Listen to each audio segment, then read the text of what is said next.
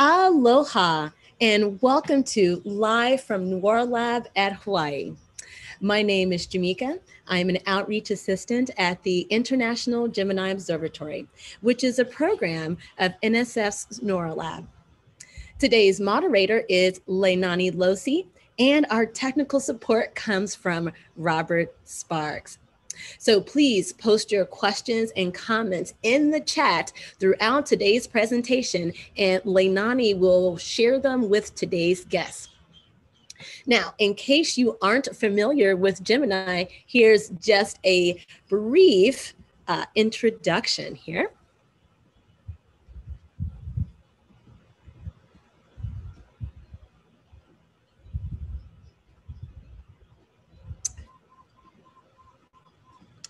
So the International Gemini Observatory is actually one of 5 programs of NSF's NOIRLab, which is the preeminent U.S. National Center for ground-based nighttime optical and infrared astronomy.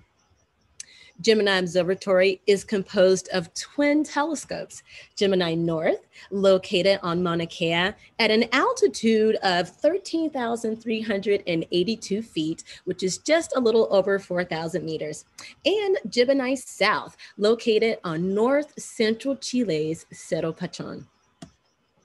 Gemini telescopes observe in visible and infrared light. Gemini's 8-meter, about 26 and a half feet reflectors collect this light with mirrors that are coated with a special layer of protected silver rather than aluminum, which is actually the more traditional coating for large telescopes. The mirror is made of ultra low expansion glass, and it's about 20 centimeters or 8 inches thick. Gemini has very large vents which open during the night to allow the cold air to come through, producing stable images. With a telescope in each hemisphere, Gemini Observatory can observe objects throughout the entire night sky. And we'll have more about Gemini in the video description. So just a little update from Gemini, some science news. And of course, you can already guess by looking just at this image that is going to be on Jupiter. This is our CosmoView video 28, which I will have in the video description. So 3 new images of Jupiter showcase this giant planet in different colors of light, revealing exquisite details in its atmosphere. They provide rare infrared, visible, and ultraviolet views from the Gemini North Telescope and the Hubble Space Telescope. The portraits feature weather phenomena such as the Great Red Spot, superstorms, and giant cyclones.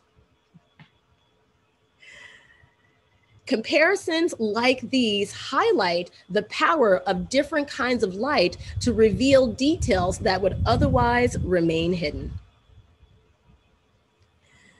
I will make sure that there is a link to this video and to the accompanying press release in the video description once the recording is posted on our YouTube channel. Now on to today's guest.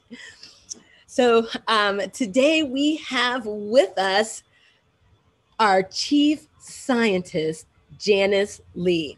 So a bit of background about Janice. Janice, our chief scientist here at the International Gemini Observatory, actually started in March. Now, Janice began her career in STEM education and policy with the focus on increasing equity for minoritized and underserved student populations. She subsequently pursued academic research in observational astronomy and is an expert on star formation in nearby galaxies. Janice graduated from Cornell University with a BA in mathematics and an MA in teaching. She then obtained a master's degree in astronomy from Wesleyan University and a PhD in astronomy from the University of Arizona in 2006. She held Hubble and Carnegie postdoctoral research fellowships at NOAO and the Carnegie Observatories. In 2011, she became a member of the scientific staff at the Space Telescope Science Institute, where she continued her research and supported the scientific community through her work to enable the early release science program with the James Webb Space Telescope.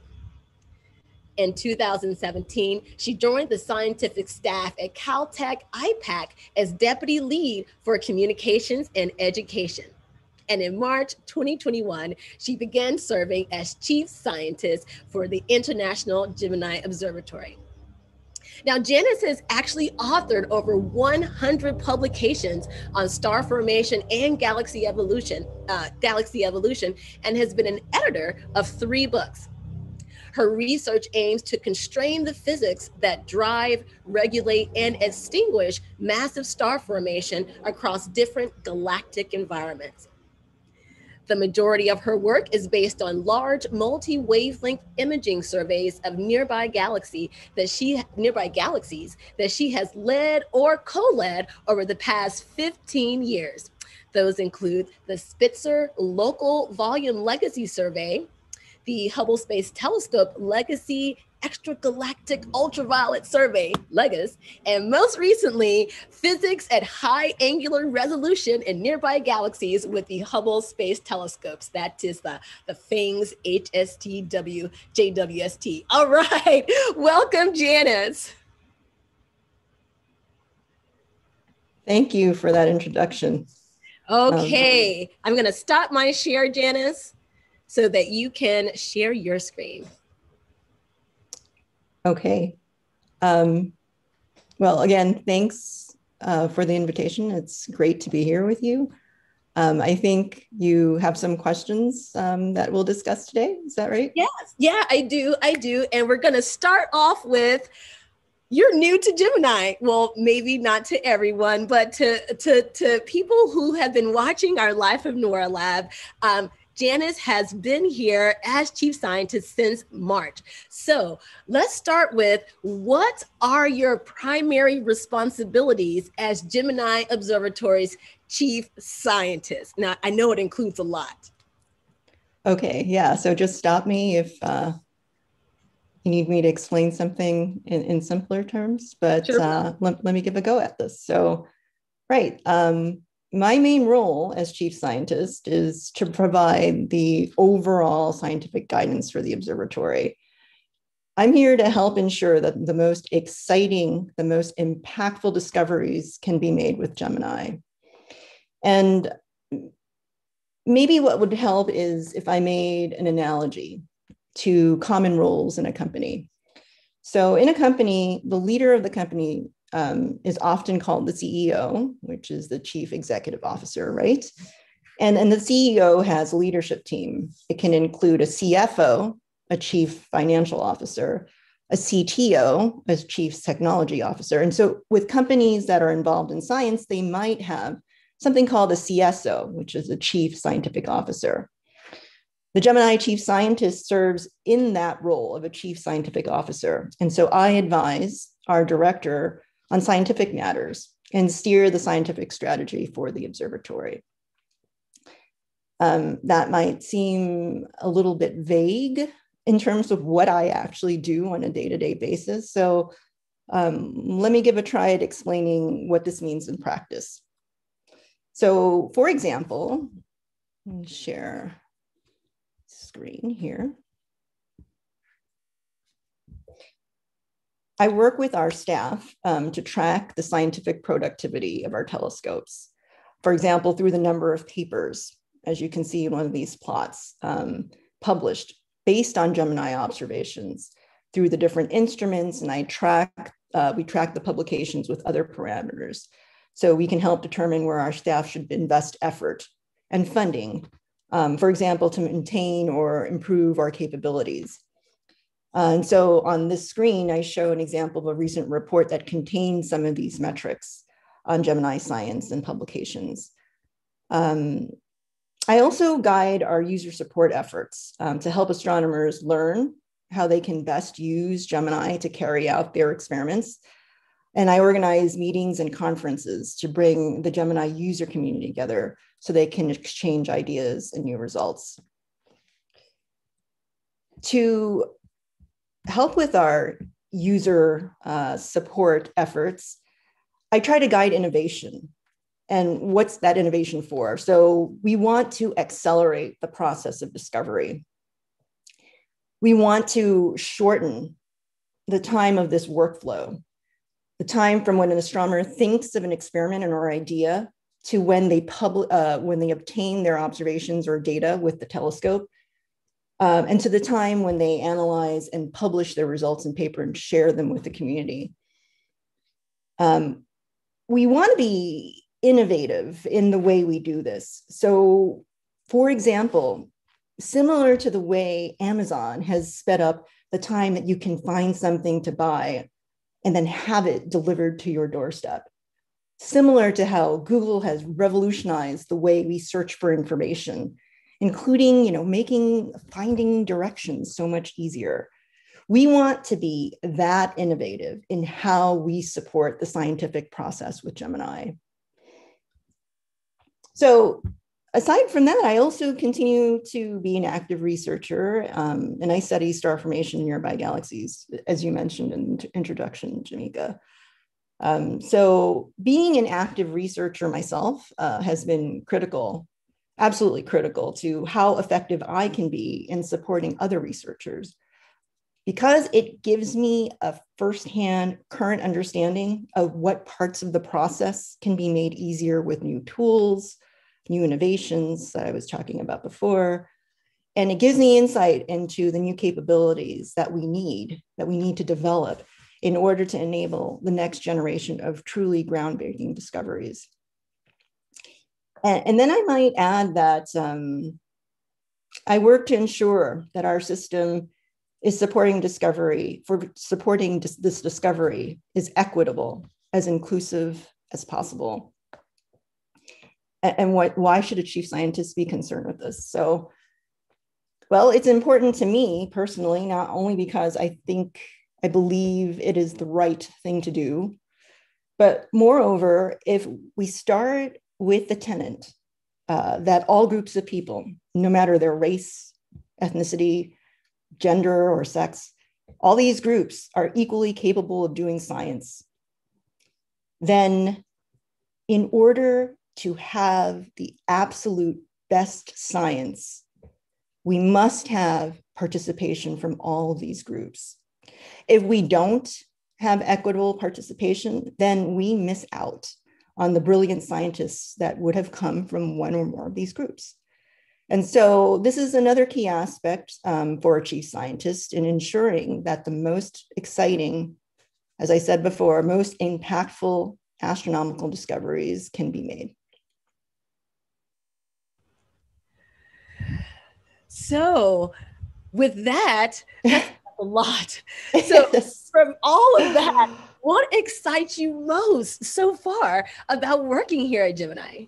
Yeah, and you talked about this a little bit at the beginning already. I mean, it's so exciting to be helping lead an observatory that includes two of the most powerful telescopes on Earth.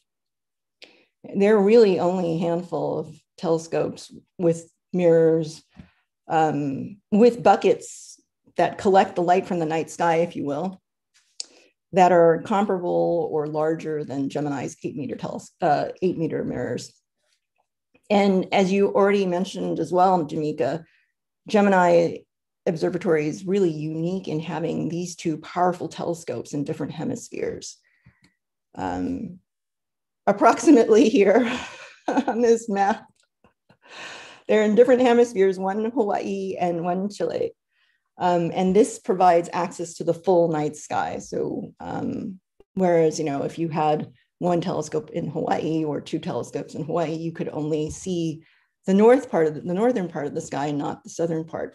And there are a number of interesting things. There's, it's really half the sky.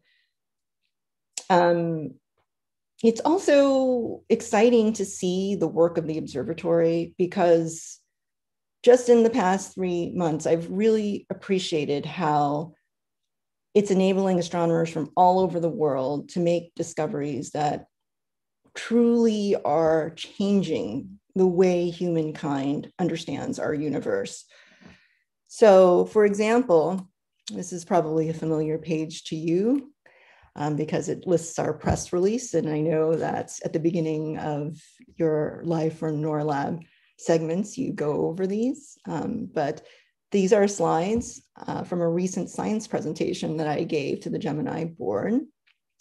And I was highlighting the press releases that we had over the past year, since the beginning of the year, since January. And if just the survey of these impactful results is truly remarkable, because, for example, these 5 press releases, they range the entire span of our universe. They range from observations of the dwarf planet, this dwarf planet that's supposed to be the most distant object in our solar system, and then to the most distant objects at the edge of the universe. So quasars at a redshift of what's called a redshift of 7.65. What does that mean? It means that these objects formed and existed only about 500 million years after the Big Bang. To put that in perspective, 500 million years sounds like a big number, but the entire universe is at about 13 billion years, 14 billion years old, right?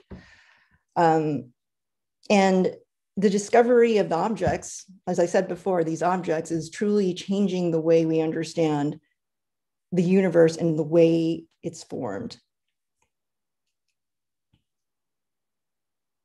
Absolutely. Here, so if just the public goes to, let's say this, the website with our news archive, we try to keep this updated with our press releases, which I would say, and maybe you can chime in here, Janice, on this. I feel that it's very approachable for the general public who, our audience here, to read and to actually read, because I know sometimes reading scientific press releases can seem a bit intimidating, but would you say these are pretty approachable? Absolutely, and that's exactly why I pointed them out here. It's not only to give the span, to explain why it's so exciting to work at Gemini, but this is exactly where you would want to go if you would want to learn more of what I'm talking about. And if I can add to that, in fact, for this first fine presentation, I was not only looking through the past 6 months of press releases, but I also went a little bit further back in time. And another remarkable finding is that if you look through the press releases, it turns out that Gemini has been involved in the discovery of 3 of the most distant objects in the known universe. These all came out as separate press releases, right? And so it's kind of like trickling out, one in 2017 in December, the end of 2017, another one last summer, one at the beginning of this year. And so it's exciting in the sense that, you have one press release, one record breaker after another record breaker after another. And then maybe people will wonder, well, okay, so is this just about record breaking? Well, yes, that's exciting. But when you put all these objects together, it turns out that, I mentioned this very short period after the universe is formed, after the Big Bang. To put these discoveries in context, only 8 of these are known past redshift of 7. And this is spanning all of astronomical history. All of our work has only uncovered 8 of these objects. And the 3 most distant ones of these 8 Gemini was essential in discovering them all.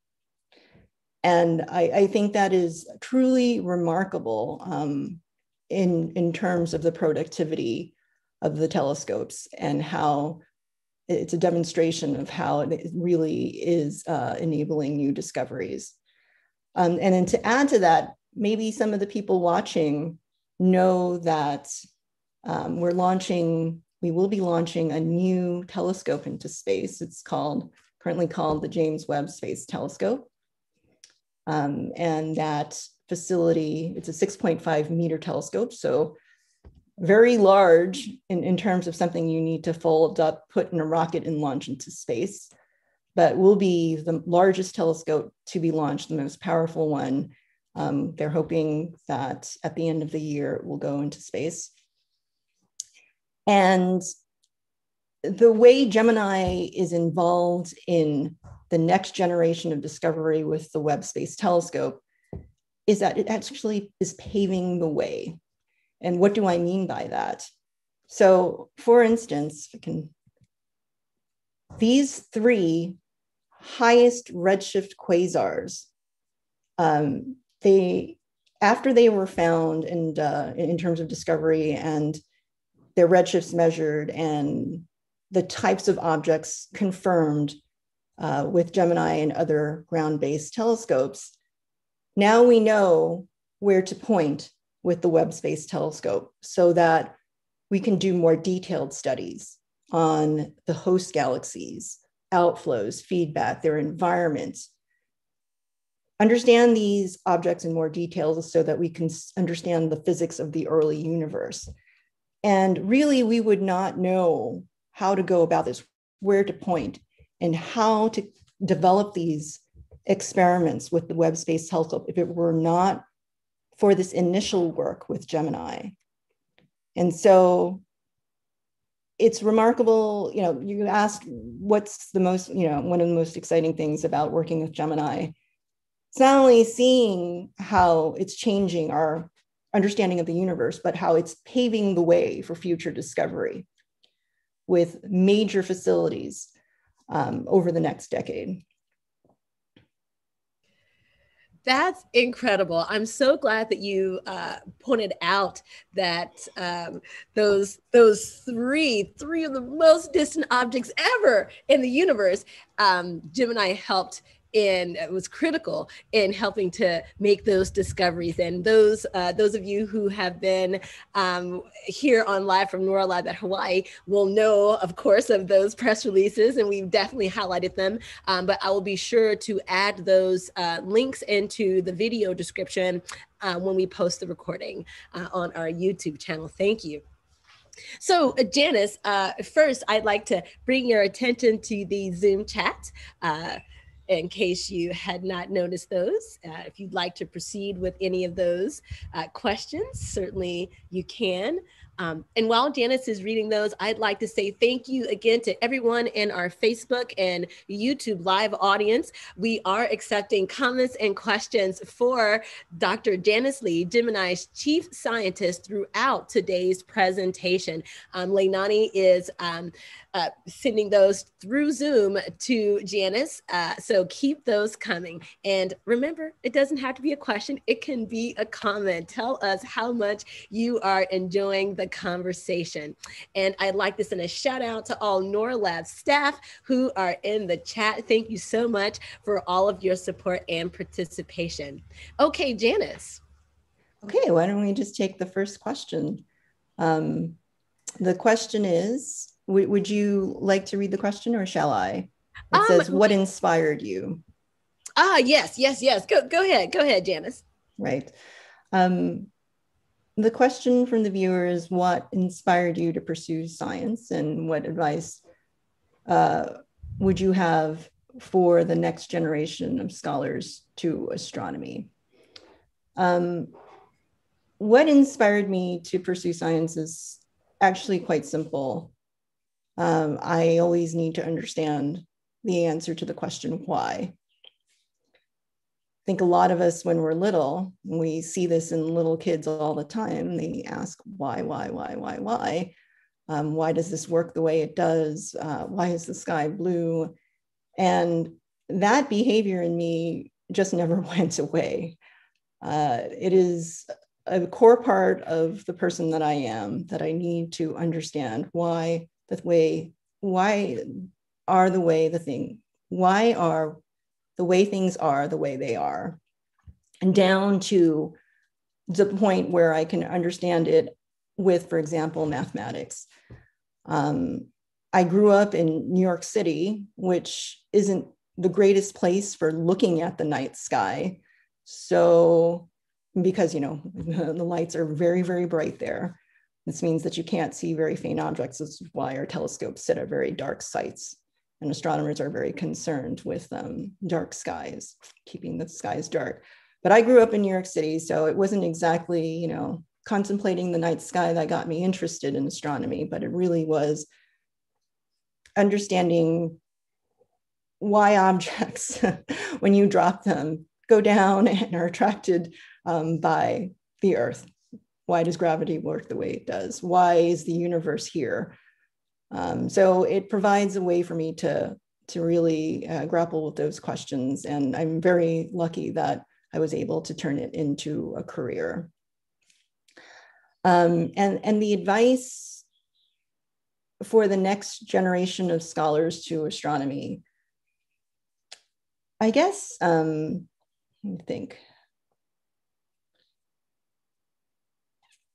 Well, I would say if you were to pursue a career in astronomy research, you really need to enjoy it for the sake of it.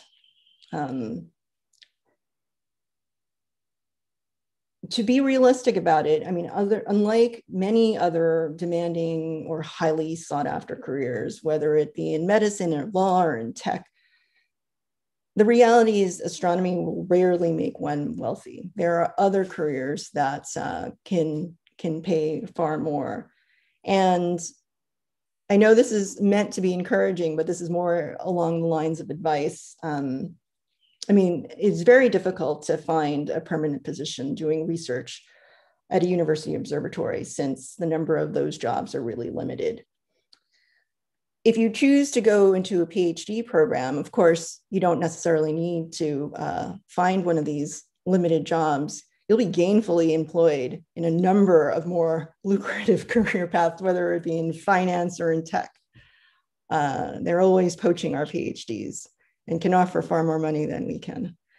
But what is really satisfying about being an astronomer and being able to continue to do research is having the freedom and the time to think about the big picture questions, and then to invest the time in actually being able to answer those questions, which I think is unique among all the professions and is priceless. So I would say there are sacrifices that need to be made to try to make astronomy research into a lifelong career. Again, no problem if you want to just do it for a limited amount of time, get your PhD, and, you know, see where things go, because you'll have no problem finding a really well-paying job in many places. Maybe just, you know, be more difficult to continue doing research, but you really need to enjoy it to make those sacrifices worth it. I guess the other perspective from being able to continue to do research, one of the things I'm most grateful for is that astronomy has allowed me to get to know and collaborate with people all over the world. As Jamika described earlier on in the introduction, Gemini is an international partnership. Astronomy is an international endeavor. And before the pandemic, astronomers regularly travel to go to conferences, to consult with their colleagues in other countries, to give talks and lectures to students in other countries, and to be able to experience other cultures, other environments, but still have that connection that we're all looking to answer the same questions is incredibly inspiring and humbling at the same time. And I think that's an experience that is also unique to academic research, that is another experience that money just cannot buy. I love that. Yes, absolutely. This should be something that you really are passionate about. That extra motivation that not only is it, interesting, but you love it and you'll do it whenever and however. And you want to know. You want to know the answers to your questions. You want to understand how the universe works and how we got here. That curiosity is absolutely essential. Essential. I love that. And I have to say, that's what got me into astronomy also was my curiosity to understand the world around me, to know why is the moon so bright? What is it doing there? How do we know about these galaxies? Yeah, it was those questions, Janice. And I'm sure that many in our audience can identify with that. Okay, is it all right if we have one more question here from the chat here from Leilani? I'll go ahead and read that, and then we can get back to our interview portion. Yeah, the second question looks good too. Just going straight down the list. All right, sounds good. So this says, kudos for your goal of shortening the time between discovery and publication. So what strategies or tools will be used to pursue and accomplish this goal? Right. So I'll give two examples. There are many things we're working on, but I think these two examples span the range. So one of the main ways that astronomers get a hold of data is to propose. They submit proposals to do experiments, to take observations at observatories, including at Gemini. And one of the unique aspects of Gemini that I think is enabling science in a way other observatories cannot is that we have pretty regular calls for proposals. We have something called the fast turnaround program, where there's we accept proposals on a monthly basis, and you can get observations within the next 3 months of submitting your proposals.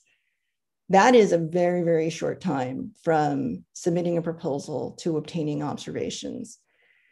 Typically, the normal cadence of putting in an idea, having it reviewed by a committee, having the result come back saying whether or not your observations have been improved or not, is almost on a year-long timescale. So you can propose, and then you need to wait a few months to hear back about whether or not your observations have been approved, and then wait another 6 to 8 months for your observations to be taken. That's an awful long time to wait.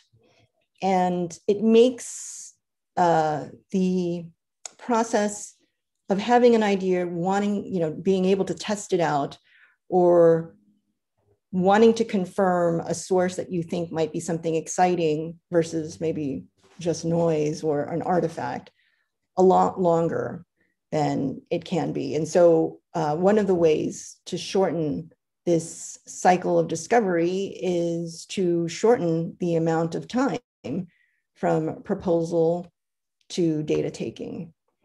This requires, of course, a lot more effort because you have to have a staff, a specialized team that is going to be receiving these proposals on a monthly basis, sending them out for review almost immediately, having those reviews come back rapidly, and then creating a system where those observations can get on the telescope within a couple months' time. This wouldn't be possible if it weren't for the fact that Gemini schedules its observations in a queue mode. Traditionally, the traditional view of astronomy is you have observers who trek to distant lands, to the distant lands of the telescopes, and they spend all night at the telescope taking their own observations. And so each night or major fraction of a night is assigned to a particular observer.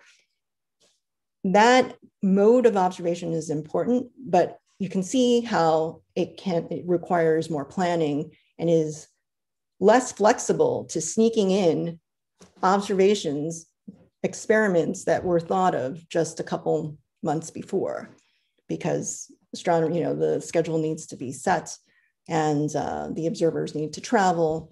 So here we have a system where the observations can be scheduled and are being taken, not necessarily by the observers themselves, but by the observatory.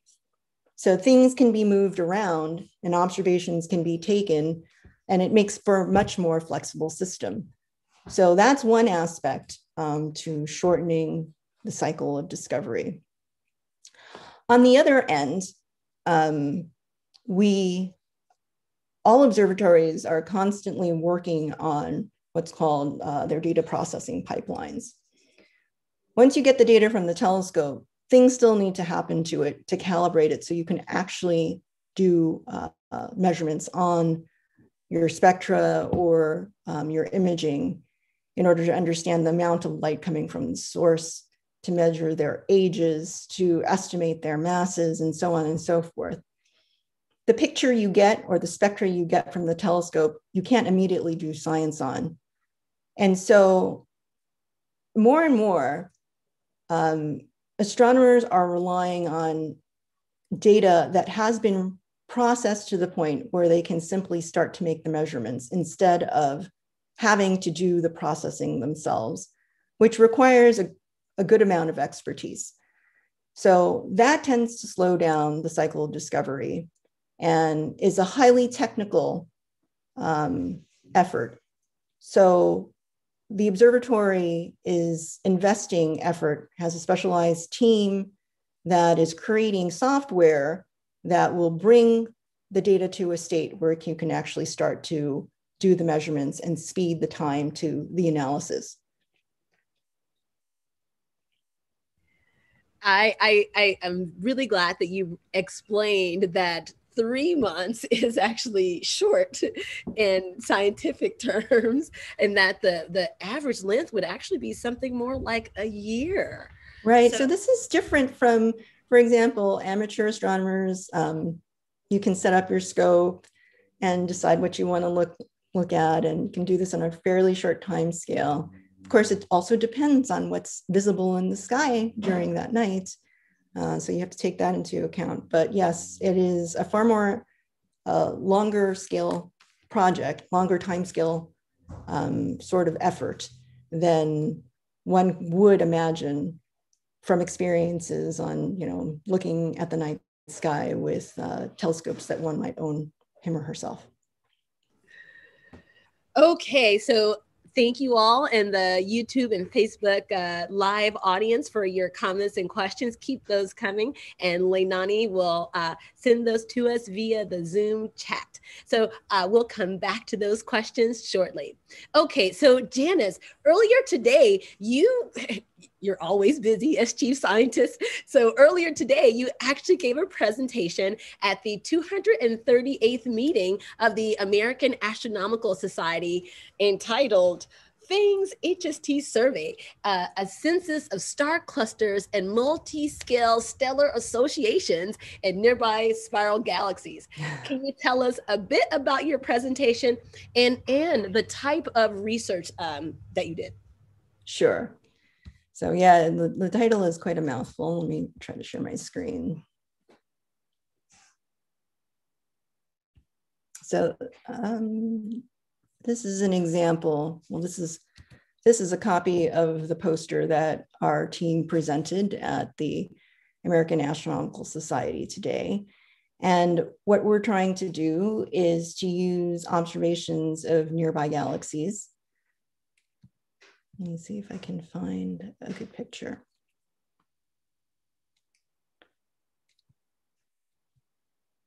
Let's see. Where's the prettiest picture here? We're trying to use observations of all components of the star formation process to understand how gas collapses and then forms stars, and then how the stars, when they're formed, shed or get rid of the nurseries, the stellar nurseries that they were born in, get rid of that gas and dust. And these questions are absolutely crucial to understanding how not only stars form, but how galaxies form, because star formation is one of the major processes that drive the evolution of galaxies since the beginning of time.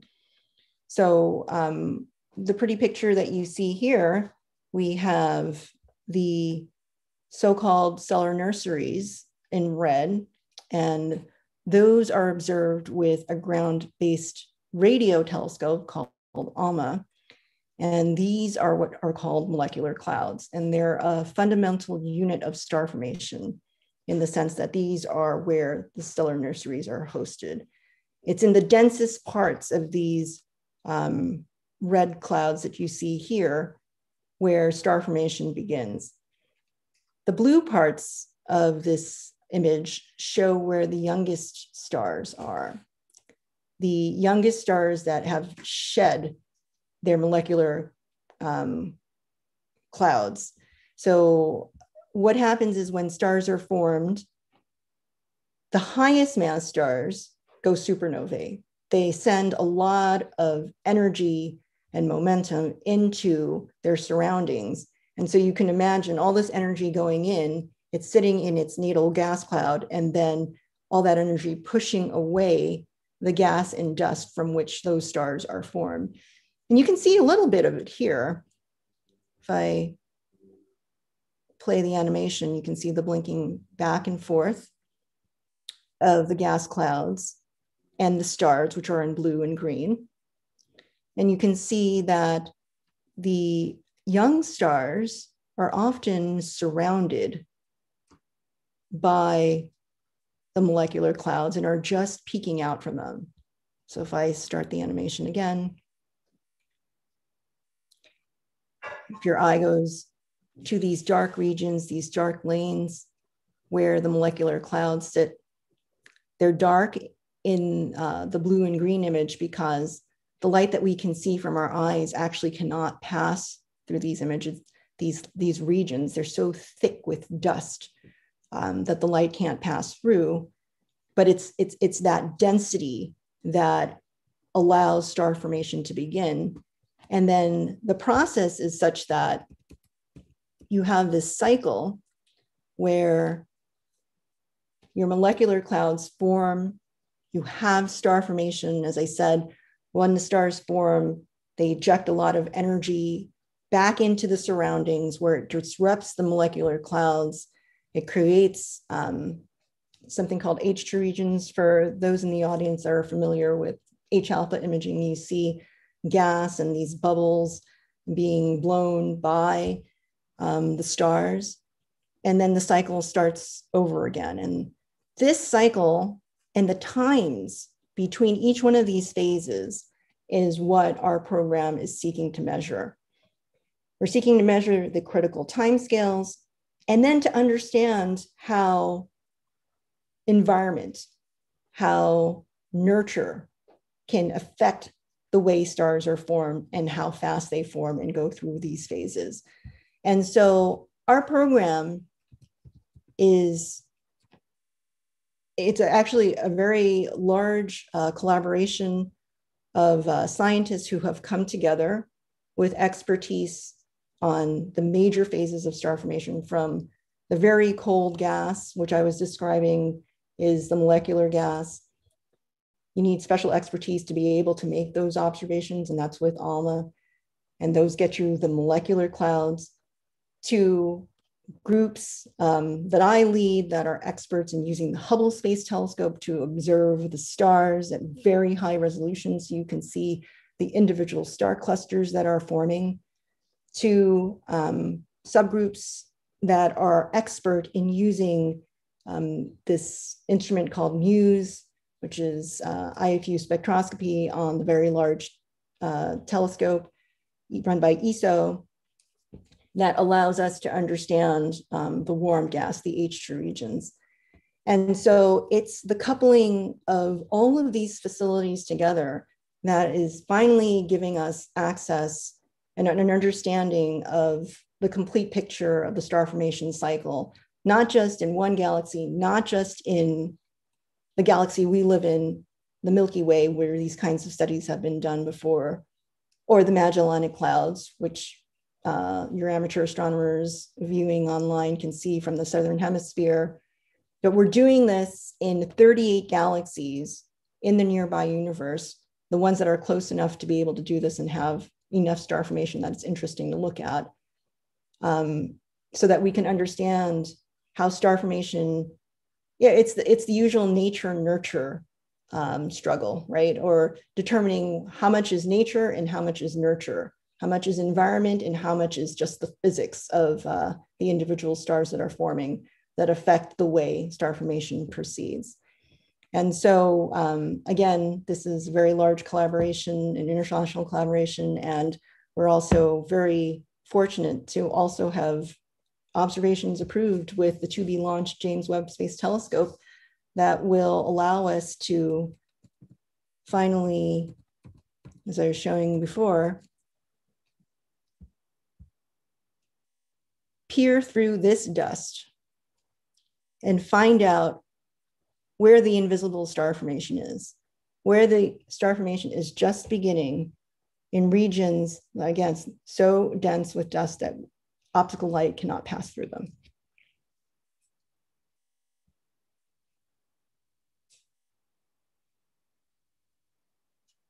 So I'm curious. I'm curious here. So this is for maybe those in our audience who aren't familiar with large science conferences.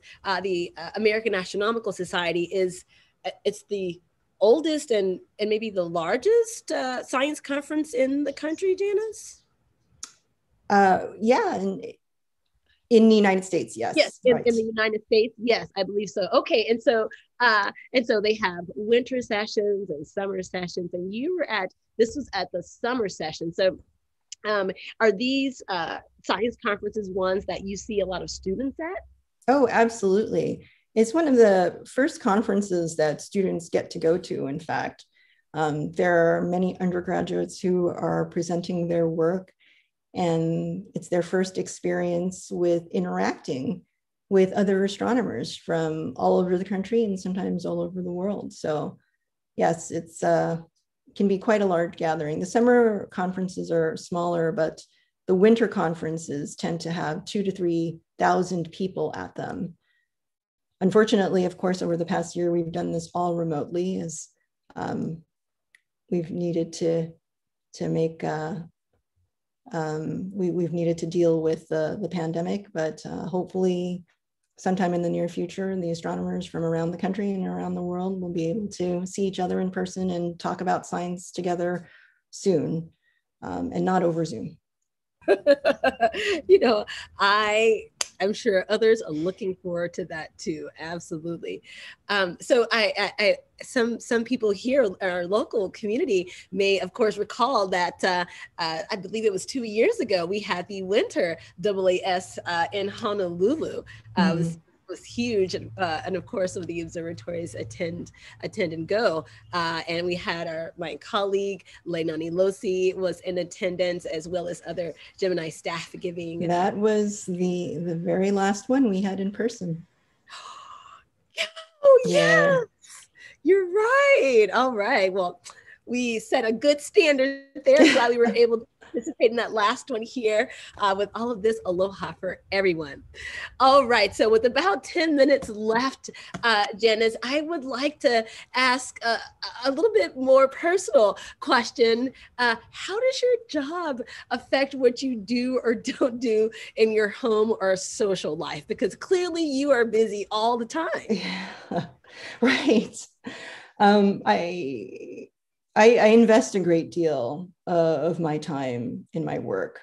And most people know that.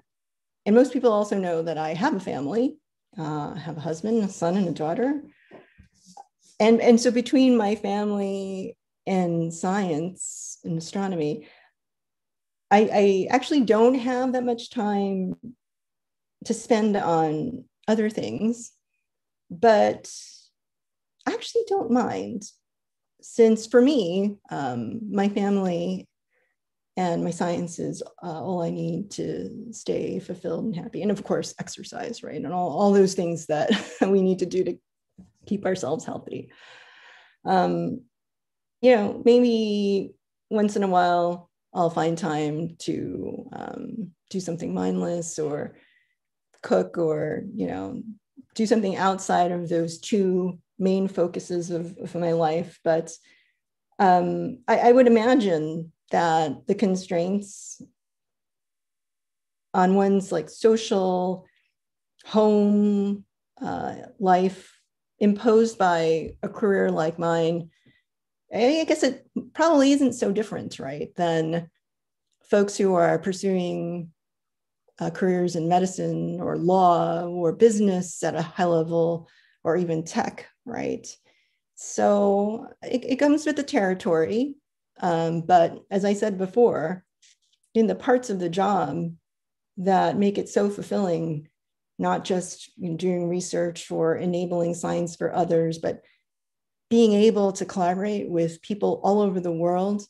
I have my own research group with a number of junior scientists, and being able to mentor those scientists so they come along in their careers, and seeing them go into permanent positions is also very gratifying.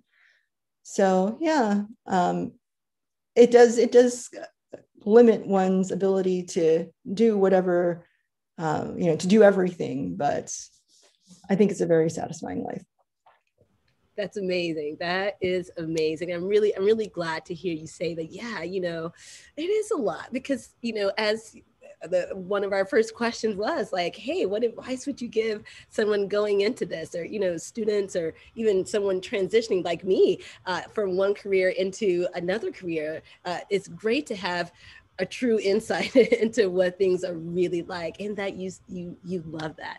And so I appreciate that, and I'm sure others do too. And so with that, you've already answered part of this next question, which is what gives you the most satisfaction in the work that you're doing. And part of it, as you were just saying here in that previous answer, is just that like working with your junior colleagues in your own research group. But what else outside of really doing your own research?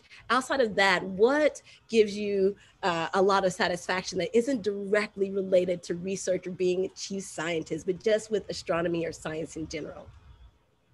I think I mentioned this before. It's just we're all very busy. We go from meeting to meeting to meeting. We've had a lot to do, but I'm very grateful for the fact that I have time to think. I have time to think about the universe and stand back and ask the questions that I think are important, that I want to know about, and get them answered in a way that is satisfying to me. Have the tools and resources to do that. That is invaluable. I love that, because for amateurs like me and others. Oh, go ahead, Janice, please. Yeah. Maybe another thing is I spent a lot of time observing at various telescopes. And another very satisfying thing is that when you're at a telescope, you're often in a very remote location. For good reason. Telescopes are often at very high altitude to get above the atmosphere as much as possible, in desert-like conditions, so that the sky is as clear and stable as possible, and away from, big cities where there might be a lot of bright lights. And when you're observing at one of these locations, it really puts things in perspective. In the sense that it shows us that, humans are just a small part of the equation, even though we're expending all this effort to understand the entire universe. And one of the most satisfying things when I do go observing, aside from getting the data, is being able to go to those locations and to see, physically see that perspective. See the telescopes that we think are gigantic sit so small on top of these large, large mountains. It's similar to those who, you know, may be able to travel to the ocean, sit at the seaside, see nothing else but the ocean, and understand one's place in the universe. I am sure that many people can relate to that. I certainly can relate to how it feels when I look out, I'm setting up my telescope, and I feel so tiny as I'm looking out into the vastness of the universe. And so with these last 3 minutes here, I'd like to reconnect with how regular people like me can maybe get a bit of understanding of the research that you do. So you're talking about molecular clouds, star formation, but molecular clouds, where stars are being born. So one of the most well-known molecular clouds, I think, would be the Orion Nebula here. Most people probably have heard of it if they're interested in science and astronomy. It's in sci-fi shows and everything. So the Orion Nebula, as when we look at it, we see lots of gas and dust. And in that image that you were showing us, where it would change back and forth, the gas and dust that we're looking at when we see the Orion Nebula, is that what hopefully you'll be able to see through once you and your working group are using the James Webb Space Telescope? Yes, and at resolutions comparable to the Hubble Space Telescope, which is absolutely amazing. So we've seen lots of pictures of Orion where those who are familiar with these images, you've seen side-by-side comparisons with the Hubble Space Telescope and the Spitzer Space Telescope. And the Spitzer Space Telescope is at much lower resolution. Now imagine being able to look at Orion, but at the wavelengths where you can peer through the dust, but with the same resolution as the Hubble Space Telescope. The other thing is that with the James Webb Space Telescope, when we look at the galaxies, these 38 galaxies, well, 19 galaxies with James Webb Space Telescope, we're looking at Orions all over the local volume in these more distant galaxies. And that's what we'll be sensitive to. We might not be able to resolve them as well as we can just because Orion is nearby, but these are exactly the structures that we're studying in more distant galaxies and in different environments that we can find compared with our Milky Way. Well, thank you so much. We've had on our show today, Gemini's chief scientist, Dr. Janice Lee. I'd like to say thank you so much for being with us today, Janice. And if there's anything else you'd like to say, please go ahead in this last minute and a half that we have. Okay, well, thank you, Jamika, and Leilani and Robert for organizing this. I think it's fantastic to be able to connect with the broader world and share what we do. And it was a pleasure being here. Thank you for having me. It was definitely our pleasure. So again, thank you to everyone in the YouTube and Facebook audiences for participating, for your comments, for your support. And as always, if for some reason you weren't able to join us at the beginning of the stream, no worries. Of course, we'll have the recording posted hopefully tomorrow right here on our YouTube channel, and it will include the links that Janice included in her presentation so that you can check that out and follow some of her research and follow what's going on with her research group. Leilani, can we have a quick check-in with you? Any other comments you'd like to share from our YouTube audience in this last minute that we have? Sure, we have one comment that I think is great to end on, and it's from Ebony Marshall. It says, I love how astronomy will continuously allow you to ponder on the why and how for big picture concerns that affect the entire world. Thank you for that perspective. And we got a clap from some other participants in our YouTube chat. Excellent. Thank you so much for that, for all the comments. And that was a fantastic comment to end on, Leilani. Thank you so much. And thank you again, everyone, for joining us on this week's Live from NOIRLab. Next week, of course, right here on the same channel, we will have our In Vivo Desde NOIRLab. So check that out on our YouTube channel. And until then, aloha and mahalo.